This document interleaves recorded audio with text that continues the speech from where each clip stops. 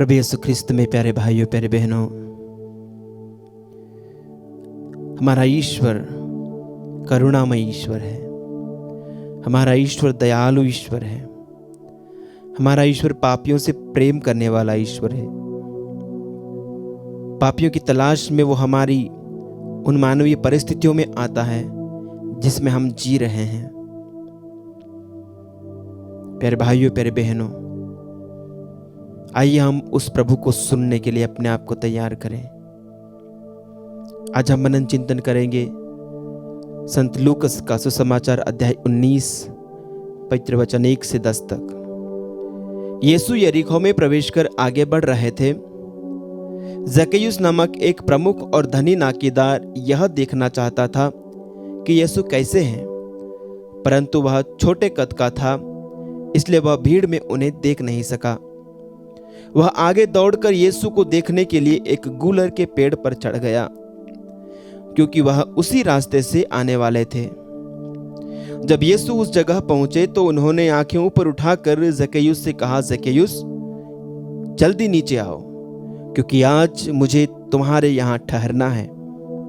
उसने तुरंत उतरकर आनंद के साथ अपने यहाँ यीशु का स्वागत किया। इस पर लोग यह कहते हुए भुनभुनाते रहे कि वे एक पापी के यहाँ ठहरने गए।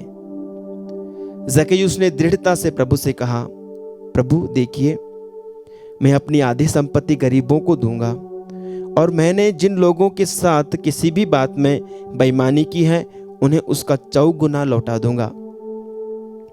यीशु ने उससे कहा, आज इस घर में मुक्ति का आगमन हुआ है, क्योंकि यह भी इब्राहिम का बेटा है। जो खो गया था, मानव पुत्र उसी को खोजने और बचाने आया है। प्रभु का पवित्र सुसमाचार। हे ख्रिस्त तेरी स्तुति हो।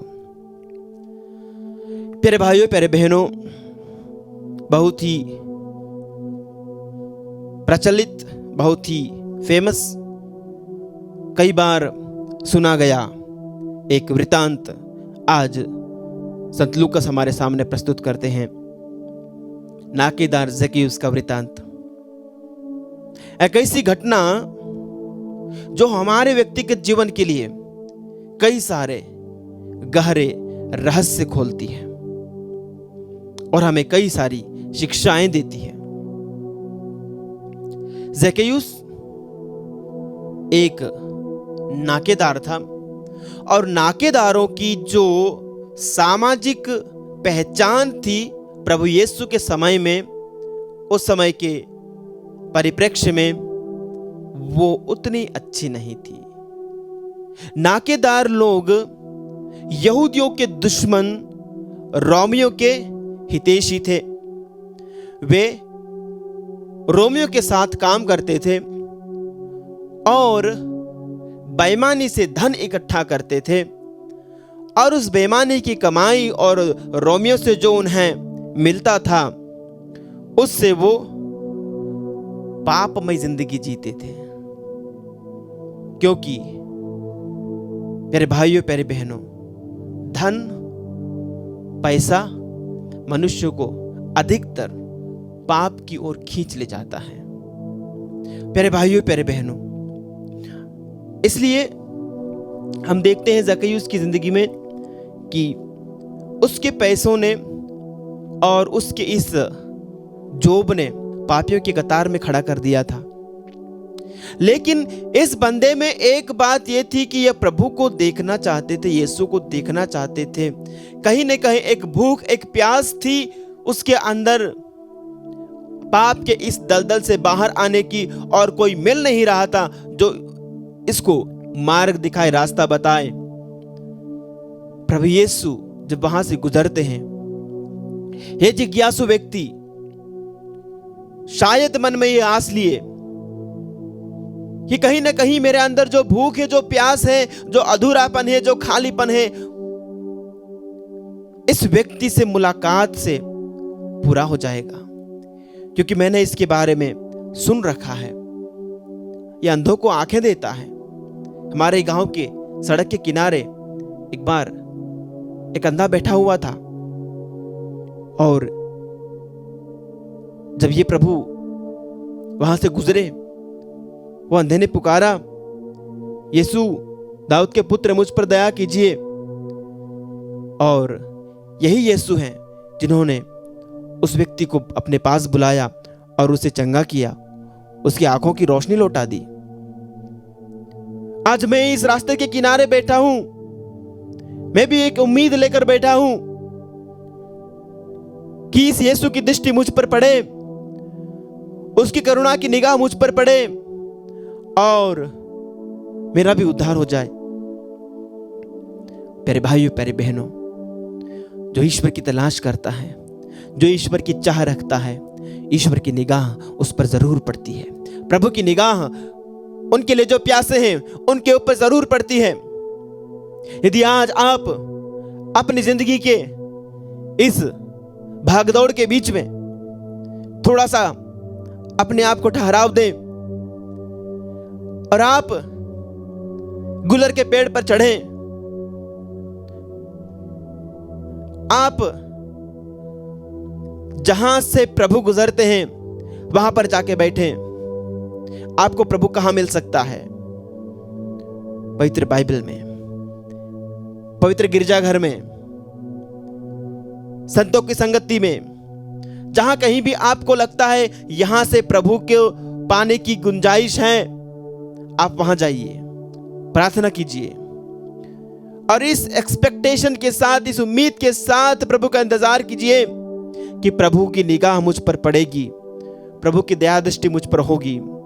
प्रभु वहां से गुजरते हैं प्यारे भाइयों, प्यारे बहनों, और प्रभु सारी भीड़ तो निकल जाती है लेकिन प्रभु की निगाह जाके उसके ऊपर पड़ती है, जो पेड़ की डाली पर बैठा हुआ था, इंतजार कर रहा था प्रभु को एक झलक देखने के लिए, और उसके मन में वो एक झलक प्रभु को देखने की जो थी वो उसके लिए एक बड़ा पुरस्कार लेकर के आती है। प्रभु जाके उसको नीचे बुलाते हैं और ये कहते हैं, आज मुझे आपके घर में आना है, जक्कैयुस जल्दी नीचे उतर आओ क्योंकि आज मुझे तुम्हारे यहाँ ठहरना है।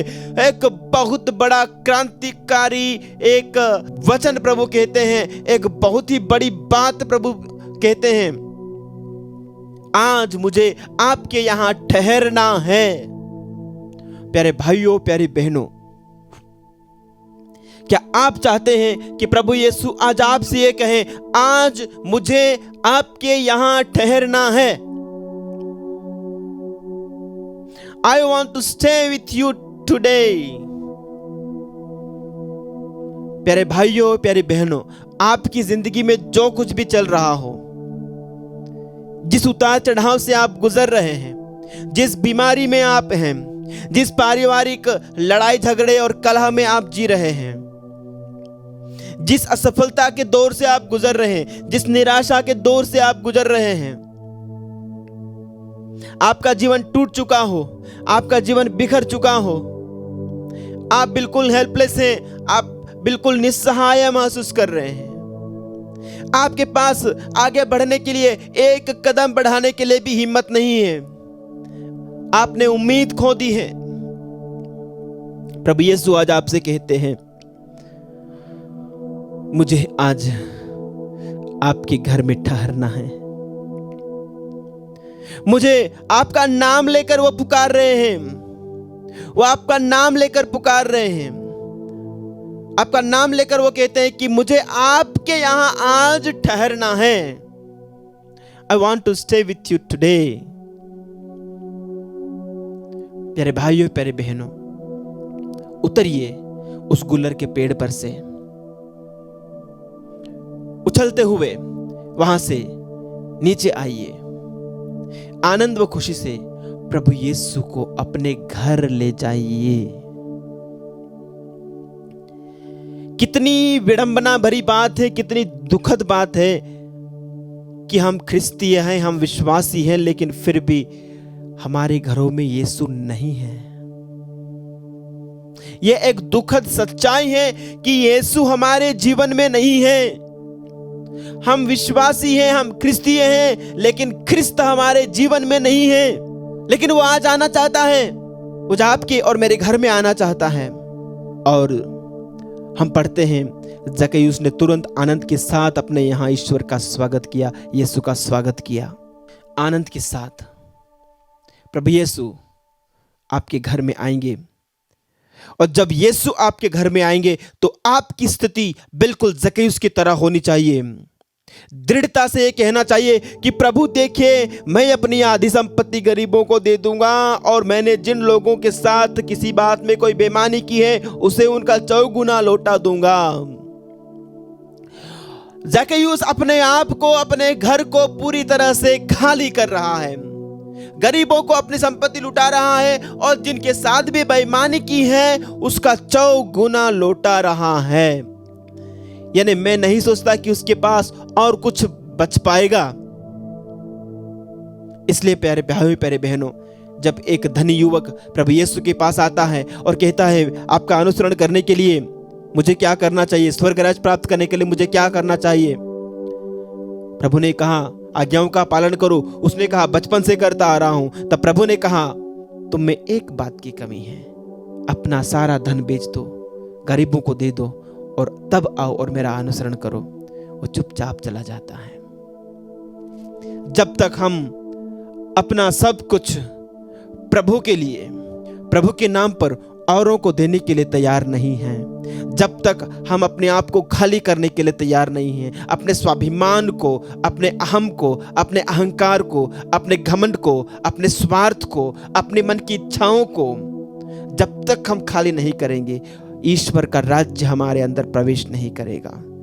लेकिन जब हम यदि सब कुछ को खाली कर पाएंगे, प्यारे भाइयों, प्यारे बहनों, प्रभु हमसे कहेंगे आज इस घर में मुक्ति का आगमन हुआ है। जब आप अपने अहंकार को, आप अपनी मन की इच्छाओं को, अपनी अभिलाषाओं को, अपनी सांसारिक इच्छाओं को जब खाली कर देंगे, अपने से बाहर निकाल देंगे, प्रभु यीशु आपके अंदर प्रवेश करेंगे और कहेंगे कि आज इस घर में, इस मनुष्य में ईश्वर के राज्य का उदय हुआ है, ईश्वर का राज्य आज यहाँ पर आया है। प्यारे भाइयों, प्यारे बहनों, आज इस घर में मुक्ति का आगमन हुआ है। आइए हम प्रभु से प्रार्थना करें कि प्रभु हमें जक्कैयुस की तरह सब कुछ त्याग करके सिर्फ अपने मन को, अपने दिल को, अपने परिवार को, अपने घरों को यीशु से भरने के लिए हमें अनुग्रह मिले। आमीन।